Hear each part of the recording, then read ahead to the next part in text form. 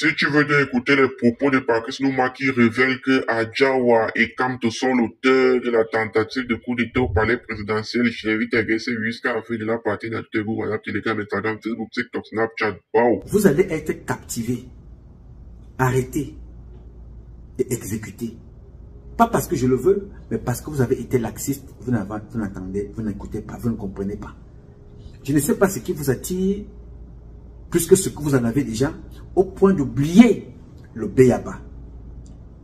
Votre père, je ne sais pas comment, mais certainement, il y a eu un troisième œil qui a bloqué quelque chose. Le président Paul Biya a échappé, il y a quelques jours, à un coup d'État. Je vais vous expliquer pourquoi. Et c'est sérieux ce que je vous dis. Un réel coup d'État qui allait se passer en douceur, c'est-à-dire on le prend chez lui à la maison, on le séquestre, on prend sa femme, bien entendu, il y aura certaines personnes qui devraient être exécutées dans leur plan. Je vais vous expliquer comment cela s'est passé. Il y a de cela quelques jours, moi j'ai les documents, je ne vous parle toujours avec les documents, mais je ne vais pas vous présenter ces documents ici parce que si je vous les présente, on va rapidement retrouver, pour ceux qui sont un peu avancés, reclasser comment ces documents m'ont été envoyés, en fait, par qui, parce qu'il y a les derniers cachés là-dessus.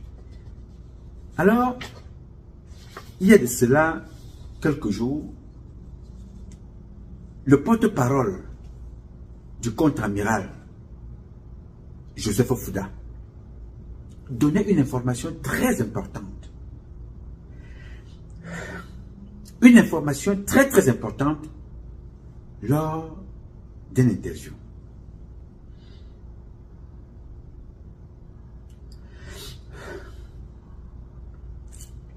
Bien. Cette information disait que il y a quelqu'un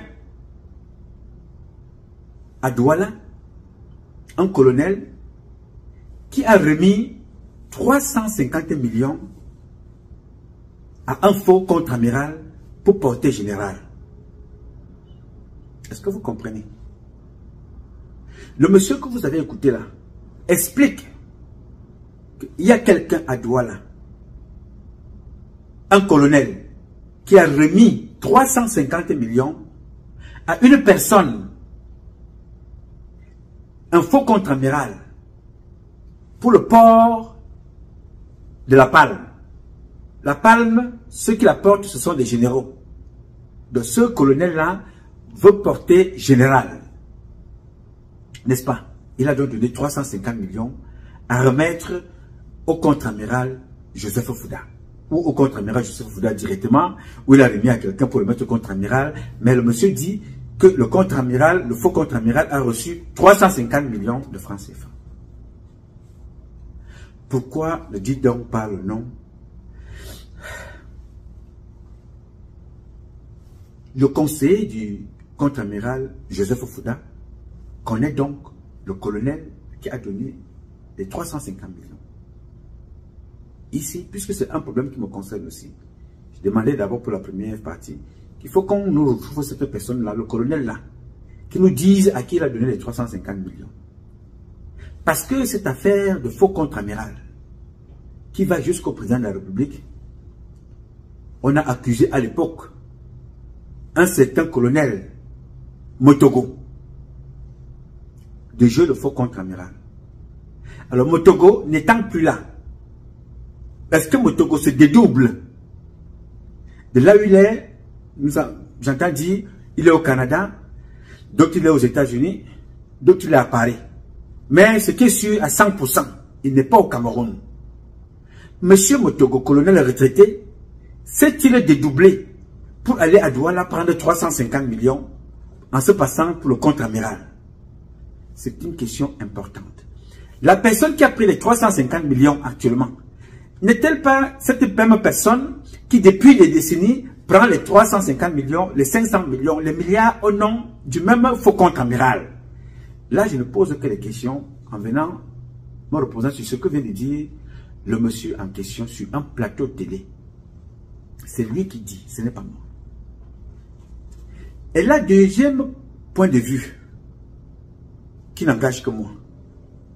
D'habitude, c'est Parfait Mbapou qui prenait cet argent pour le même faux contre-amiral. Parfait Mbapou est au tribunal pour la même affaire. N'est-ce pas là une occasion pour porter plainte à ce colonel qui n'utilise pas les canaux réguliers d'avancement en grade, mais qui utilise les canaux irréguliers de corruption pour l'avancement en grade? N'est-il pas là le moment de porter plainte à ce monsieur-là pour qu'il nous pointe directement du doigt le faux contre-amiral, cette fois-ci qui n'est pas passé par Parfait Mbapou? Aujourd'hui, qui a vu sa famille disloquée? Sa famille est disloquée parce qu'on accuse ce monsieur d'être en contact avec un faux contre-amiral.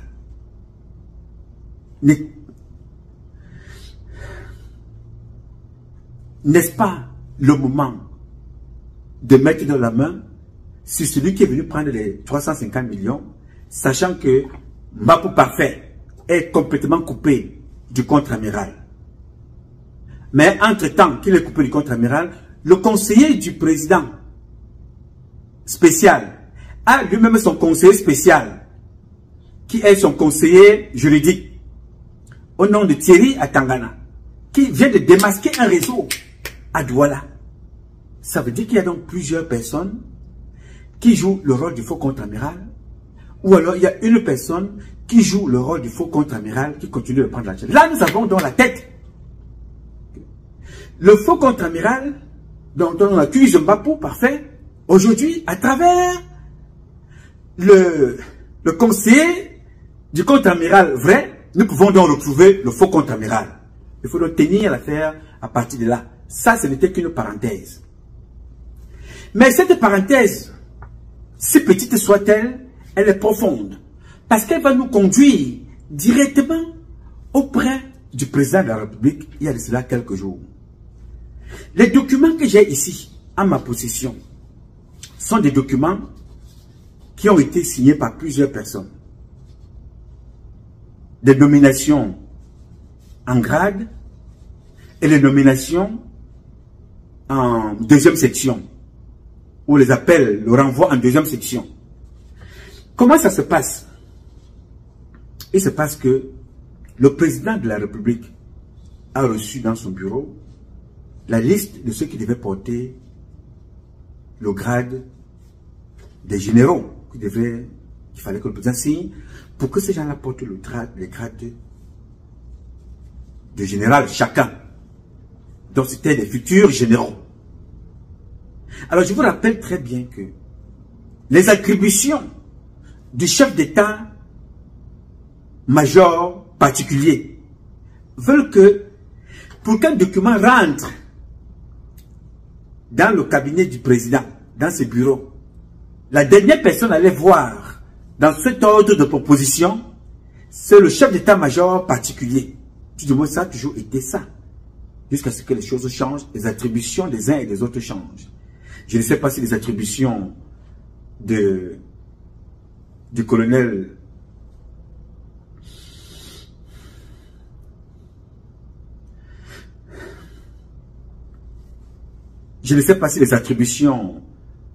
du général Mondouba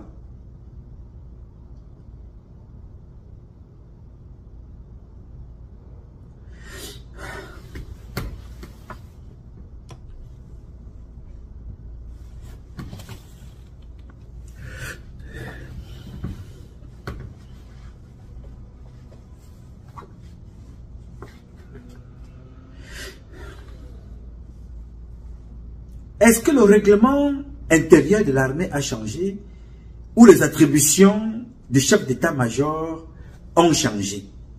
Je vous rappelle que le chef d'état-major particulier du président de la République du Cameroun s'appelle Amougou Bote. Il fait partie des personnes qui doivent siéger et par lequel le dernier document doit rentrer pour aller dans le bureau du président de la République du Cameroun. Je vous donnerai plus de détails dans les prochaines publications, mais là je vais vous introduire d'abord ce qui s'est passé en quelques mots. On présente un document à M. Amougou Bote. On lui présente le document comme ça, avec les noms des personnes. Ceux qui devaient porter, qui devaient élever au grade de général, ceux qui devaient être élevés au grade des généraux. Mais à la grande surprise, M. Amugobote n'a pas vu ce dernier document. Mais quand on vient lui présenter ce document-là, on lui présente le document avec lui-même à la sortie, comme allant en deuxième section. Je ne sais pas si vous comprenez le truc. Hein. C'est-à-dire, vous qui êtes censé être celui-là qui valide le document qui rentre chez le président. Mais le document vous revient avec vous-même en deuxième section, c'est que vous ne soyez au courant, sans rien. C'est-à-dire, vous allez comme ça, comme si un malpropre. Et quand on sait que le président de la République ne se sépare pas de ses collaborateurs n'importe comment, lui, qui a été le chef d'état-major particulier du président, se retrouve en train d'être balancé en deuxième section, comme ça, du jour au lendemain. Il y a quelque chose qui s'est passé. Qui trafique les documents qui rentrent dans le bureau du président? Parce que, il y a très longtemps, il y a très peu de temps, sur un plateau télé, on disait qu'il y a des gens qui ont donné de l'argent pour se retrouver au grade de général. Le faux contre-amiral là, qui a pris de l'argent. Mais curieusement, le président se retrouve exactement avec une liste de généraux dans son bureau. Je vous rappelle que c'est un processus. Hein. Les chefs d'état-major de chaque armée doivent siéger en compagnie du ministre, en compagnie du chef d'état-major particulier, pour statuer sur un certain nombre de choses concernant des grades les plus élevés dans l'armée. Comment se fait-il que du coutement, comme dirait quelqu'un au quartier, du coutement, le président se retrouve dans son bureau avec des propositions de personnes au grade des généraux? Ça s'est passé comment? En renvoyant en deuxième section, sans au préalable, un entretien du chef d'état-major particulier, Amugobote, et le président de la République qui dit, voilà, je vais donc devoir me séparer de tel service, de tel bon et loyal service depuis des temps d'années, nous avons travaillé ensemble. Je comprends qu'il serait très important que tu ailles te reposer. Pour cela, nous avons travaillé avec toi en accord que voilà, telle personne doit te remplacer, telle personne doit te remplacer. Parfois même le président t'appelle et te dit voilà, bien que tu seras appelé à servir à d'autres fonctions, mais qui est-ce que tu me proposes à ce poste-ci? Le président fait souvent cette démarche-là. Maintenant là, Amugobote se retrouve confronté face à face à son destin. Ah papa, bon, tu vas en deuxième section. Mais ils ne savent pas que chaque fois que le président t'a nommé à un poste, il y a quelqu'un d'autre que tu ne connais pas qui est nommé au même poste, que tu ne vois pas, qui a le même salaire, qui a les mêmes avantages, mais qui fait le même travail. Les documents sont donc rentrés dans le bureau du président. Ils ont été bloqués. Aucune signature. Vous voulez savoir qui était le chef d'état-major qui devait remplacer Amugobote? Le père incestueux, c'est son nom qui était là-bas pour remplacer Amugobote. C'est ça que j'ai ici là. C'est Jean Mundoua, le contre-amiral Jean Mundoua de la marine, qui était donc appelé à remplacer dans ce document Amugobote, le chef d'état-major particulier. Je vais vous dire pourquoi c'est dangereux, parce que c'était un coup d'état qui était en voie d'être exécuté. Le contre-amiral Joseph Mundoua, Joseph Mundoua, oui, c'est le même entre les mêmes, hein, parce que l'autre c'est Joseph Amourou. Parce que l'autre c'est Joseph Fouda, l'autre c'est Jean Mundoua. L'un contre-amiral, conseiller spécial du président, l'autre contre-amiral à la marine nationale. Et les deux là, leurs enfants se sont mariés. L'un a épousé le fils de l'autre, l'autre a épousé la fille de l'autre. Ils se sont mariés. Donc, dans les accords ici, je ne sais pas si c'est le vrai contre-amiral ou c'est le faux contre-amiral qui a fait rentrer ce dossier dans le bureau du président qui devait être signé. Faisant là, tout simplement, du jour au lendemain, monsieur Mondoua, Jean, le contre-amiral, qui est patron des marins, directement le chef d'état-major particulier du président de la République. Et je vous rappelle que le fils de Jean Mondoua venait d'être sanctionné tout récemment pour tentative également de coup d'état. On l'a d'abord mis un peu de côté. Vous êtes tenté de voir le dessin, n'est-ce pas? Je ne veux pas rentrer dans les détails maintenant. Je voulais seulement vous faire voir quelques petits, le dessin. Il y a un faux contre-amiral qui agit au quartier, qui prend 350 millions. Bien, celui-là c'est un faux contre-amiral.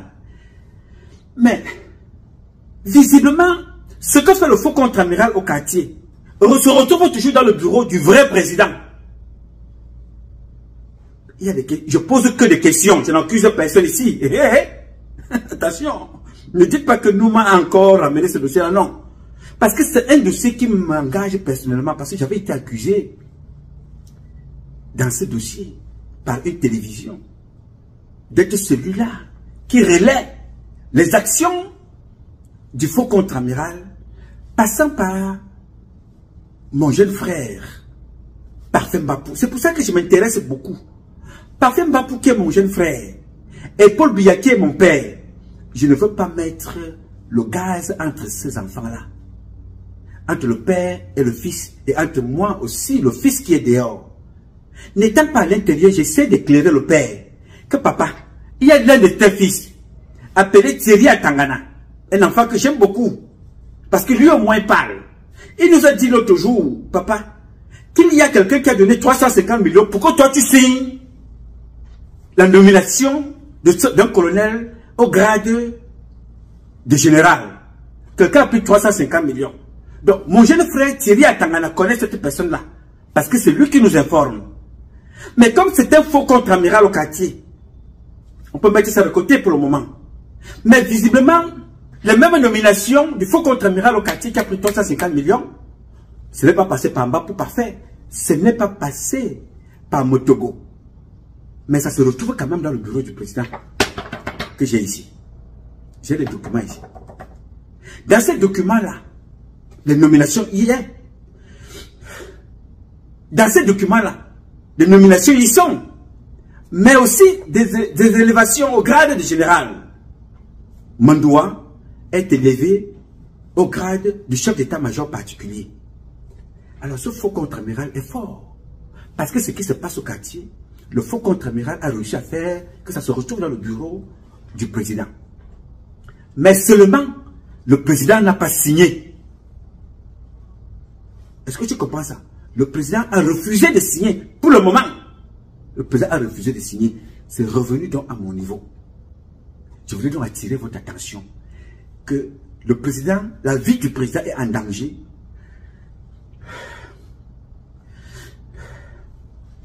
La vie du président est en danger. Il y a un faux contre-amiral au quartier qui a un impact pas possible auprès du président. Mais là, le président n'a pas signé. Il était donc question que quand le président signe, directement, la même nuit, il fallait arrêter Chantal Biya. Rapidement. L'évacuer et arrêter le président, les ramener et les séquestrer quelque part. Et le communiquer allait agir. Là, nous étions là, au Lingengema. Noma, comment fais-tu pour avoir ces documents? J'avais dit au président que on t'a éloigné de ton fils pour te neutraliser. Mais ton fils continue de bosser. Si t'arrive quelque chose demain, ne dis pas que tu n'étais pas au courant. Mais j'ai parlé ici. Chantal Biya, il y a deux options qui étaient prévues. Ici. Non, ce n'est pas sur celui-ci. Les deux options, je vais te lire ça.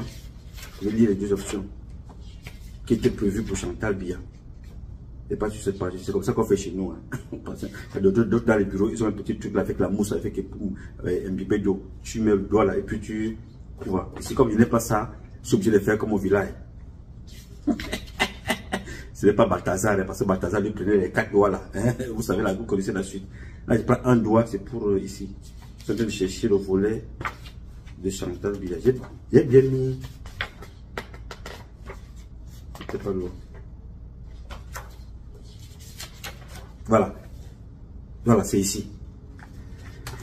Ici, il était question que, après la signature, donc, je ne vais pas vous lire le texte parce qu'ils vont se reconnaître, après la signature du président, avant même l'installation, il était question d'arrêter Chantal Biya. Il était question d'arrêter Chantal Biya et de prendre le président de la République, neutraliser Evinando, neutraliser Aïvo, bloquer très loin, faire venir, il était question qu'on fasse venir celui qu'on appelle Raymond Abondo, le faire venir comme s'il devait être en consultation. Une fois arrivé, tac, on l'arrête lui aussi. C'est comme ça que le plan avait été prévu. Betty Assomo étant un militaire, Betty Assomo étant un civil, il était très facile de neutraliser Betty Assomo. Ministre de la Défense, au programme ici, il était question de le neutraliser lui aussi. Chantal Biya, on devait la prendre et la mettre quelque part. Tout ça devait se faire avant, normalement, de faire officialiser la nomination du contre-amiral Mondoa. L'autre, Amourobote, deuxième section, lui n'avait plus rien à faire. Mais avant que ces gens-là ne soient, ce soit public, tout le reste là devait être neutralisé. D'abord, le président de la République, après la signature, Aïvo, Evinando. Qui est Aïvo? Aïvo, c'est le patron de la DSP, Direction de la Sécurité Présidentielle. Qui est Evinando? Evinando, c'est l'adjoint de Aïvo. Donc, les neutraliser cela, c'est d'abord neutraliser la DSP. Convoquer Raymond Abondo. Qui est Raymond Abondo? C'est le patron de la garde présidentielle. L'appeler comme s'il était consulté, appelé par le président de la République. Une fois qu'il arrive, tac, tout de suite, il est pris, mais notre bras, placé sur place. Les gars maintenant opèrent tranquillement dans leurs actions. C'est ce qui était prévu. Je suis donc en train de dire ici à Chantal Biya, tu écoutes, tu comprends.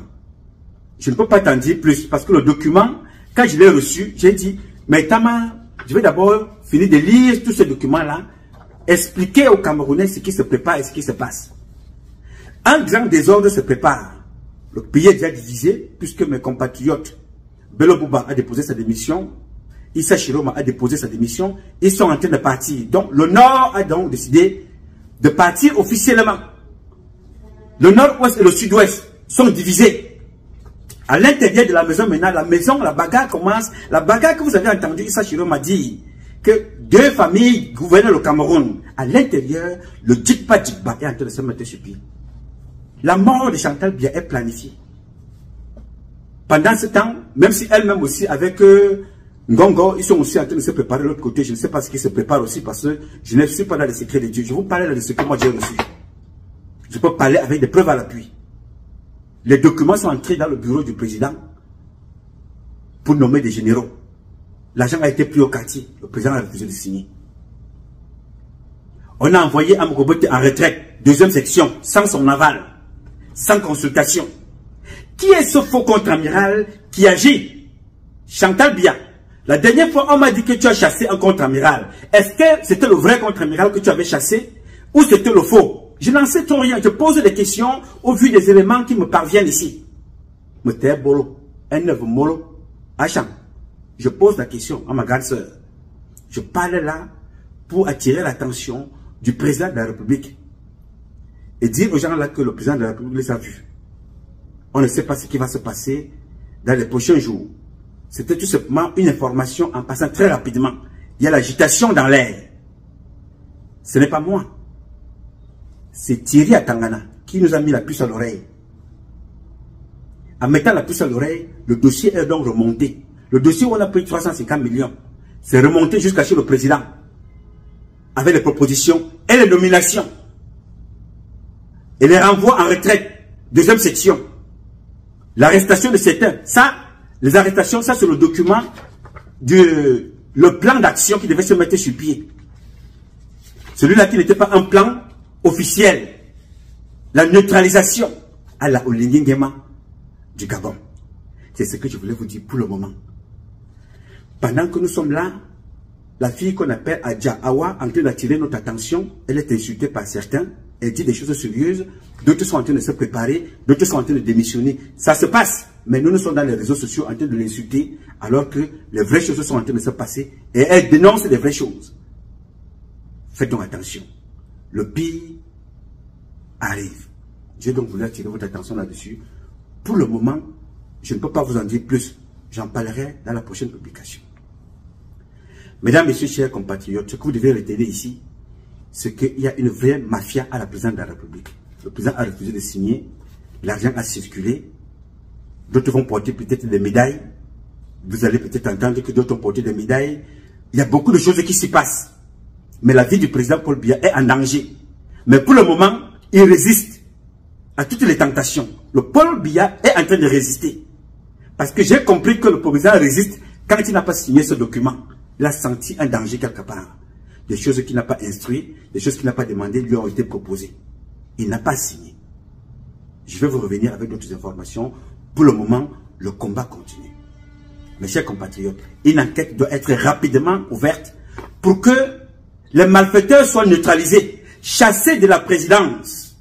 À la limite même être rétrogradés. Il faut rapidement rechercher le faux contre-amiral. Il faut rechercher le faux contre-amiral. Là, ce n'est plus Parfait Mbapou. Là, ce n'est plus Motogo. Paul Biya, je ne sais pas ce qu'il avait fait pour être entouré par des imposteurs pareils, mais la situation est très grave. Alors mes chocolats diamantés et dorés d'amour de la chaîne Rap Chocolat Fleur TV, c'était tout pour cette magnifique édition. Alors je tiens à vous rappeler que nous sommes déjà dans le sale, que du sale. Alors pour tous ceux-là qui tardent encore à s'abonner, abonnez-vous dès maintenant, car vous ne connaissez ni l'un ni le jour lorsque Rap Chocolat Fleur TV frappera avec des contenus alléchants. Alors tenez-vous prêts, serrez les cuits, suivez les nuages et je tiens à vous rappeler que du lourd arrive. Aujourd'hui, nous avons la prestation de Imra au Festival Les Ardennes. Merci à vous les frérots d'avoir regardé Imra Yalan Festival. Ça fait plaisir et ça encourage vraiment. En tout cas, on se dit à la prochaine. Hein. On se dit à la prochaine. Partagez cette vidéo dans tous vos groupes WhatsApp, Telegram, Instagram, Facebook, TikTok, Snapchat. Que la force soit avec nous. Bisous là-bas les gars. Bao!